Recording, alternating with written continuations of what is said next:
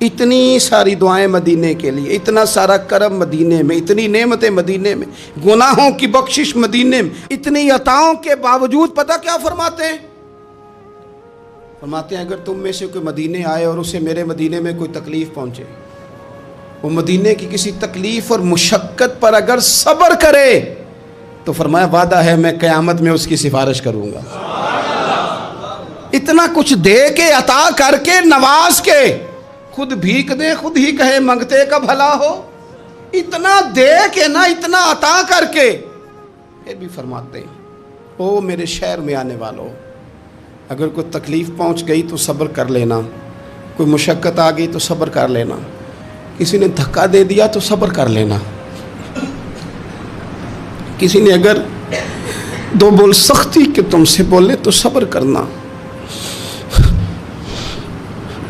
اگر کسی کو تمہارا وہاں لوگوں سے ملنا آنا جانا اٹھنا بیٹھنا تمہاری طرف لوگوں کا آنا کسی کو اچھا نہ لگا تو صبر کرنا،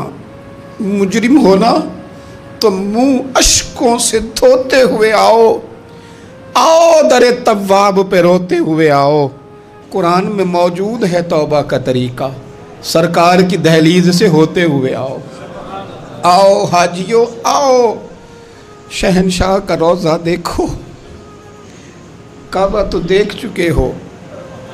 اب کعبے کا بھی کعبہ دیکھ، غور سے سن تو رضا، کعبے سے بھی آتی ہے صدا، میری آنکھوں سے میرے پیارے کا روضہ دیکھو۔ حضور نے فرمایا اگر کوئی تکلیف آئے تو تم صبر کرنا، پھر حضور فرمانے لگے مدینے میں رہو، اس سے ہو سکے مدینے میں مرے، یہ تو کسی نصیب والے کی بات ہے نا۔ حضور فرمانے لگے جس سے ہو سکے مدینے میں مرے، فرمایا جو مدینے میں انتقال کر گیا میں قیامت میں اس کی سفارش کروں گا۔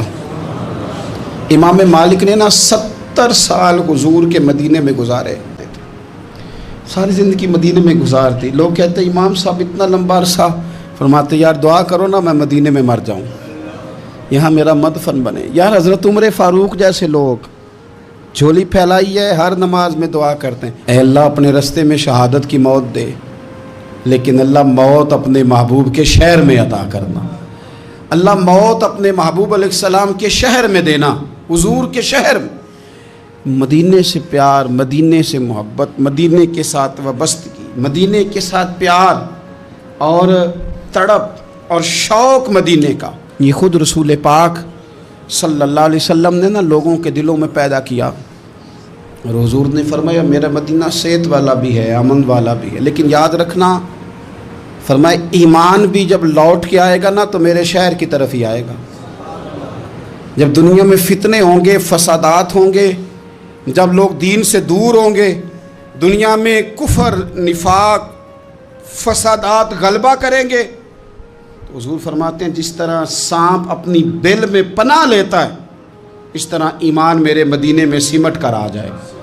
اس میرے شہر میں امن رہے گا۔ اور حضور فرمانے لگے میرا مدینہ تو بھٹی ہے، بھٹی، جس طرح لوہے کو بھٹی میں ڈالو تو میل اور کچال نکال دیتا ہے، اسی طرح غلط لوگ، منافق لوگ بالآخر مدینے سے نکال دیے جاتے ہیں۔ مدینہ تو بھٹی ہے، صاف کرتا ہے، شفاف کرتا ہے۔ رسول کائنات صلی اللہ تعالیٰ علیہ وآلہ وسلم کی مدینے سے محبت، مدینے کے شہر کی ہر چیز سے حضور کا پیار۔ لوگوں نے تو پتھروں کے بارے میں کہہ دیا نا کہ اس کے سینے میں دل نہیں پتھر ہے، یہ تو پتھر کی طرح پہاڑ کی طرح سخت ہے، پر مدینے کی یہ شان ہے کہ حضور نے فرمایا یہ احد ہے تو پہاڑ، پر کریم محبوب فرماتے ہیں یہ مجھ سے محبت کرتا ہے میں اس سے محبت کرتا ہوں۔ مدینے کے پتھر اور پہاڑ بھی رسول کریم سے پیار کرتے ہیں۔